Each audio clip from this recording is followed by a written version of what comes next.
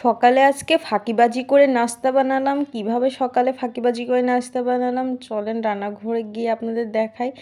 এই যে আটার মধ্যে আমি কিছু পেঁয়াজ কুচি আর কাঁচামরিচ কুচি আর লবণ দিয়ে মাখিয়ে নিয়েছি। চাপড়ি বানানো কম বেশি আপনারা সবাই জানেন, সেভাবেই আমি চাপড়িটা বানিয়ে ফেললাম। একদমই ফাঁকিবাজি করে নাস্তাটা বানাচ্ছি। আর যেহেতু মেয়ের স্কুল ছুটি, ঈদের পরে থেকে কয়েকদিন এত অলসতা হয়ে গিয়েছে, সকালে তেমন বাচ্চা কাচ্চাও দেরি করে ঘুম থেকে ওঠে, আমিও দেরি করে উঠি, সেই জন্য তেমন একটা নাস্তা খাওয়া হয় না। রাতের ভাত থাকলেই খাওয়া হয়। আজকে রাতে ভাত ছিল না, বেঁচে যায়নি রাতে ভাত, এই জন্য সকালেই যে ফাঁকিবাজি করে চাপটি বানিয়ে ফেলতেছি।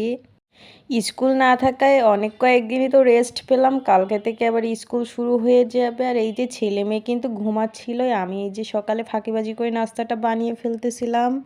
যেহেতু মেয়ের স্কুলটাও ছুটি, সেই জন্য ছেলে মেয়ে রাতে দেরি করে ঘুমায়, দেরি করে আবার সকালে ঘুম থেকে ওঠে, সেই জন্য খাওয়ার অত চাপ থাকে না ছেলে মেয়ের। সেই জন্য আমারও অত রান্নাবান্নার কোনো আইটেম নেই যে সকালে ছেলে মেয়ে কোনো কিছু রান্না করে দেওয়া লাগবে।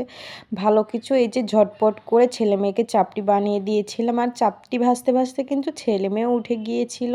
তারপর এই যে ছেলে মেয়ের সঙ্গে সকালে নাস্তাটা করে ফেললাম। সকালের নাস্তাতে চাপটি ছিল, ডিম টিম আর ভাজি করি না। আর এই চাপটিটা কিন্তু এমনিতে খেতেই বেশি ভালো লাগে, সঙ্গে যদি তরকারি থাকে আরও ভালো লাগে। এই চাপটিটা আপনারা কারা কারা পছন্দ করেন অবশ্যই কমেন্ট করে জানাবেন।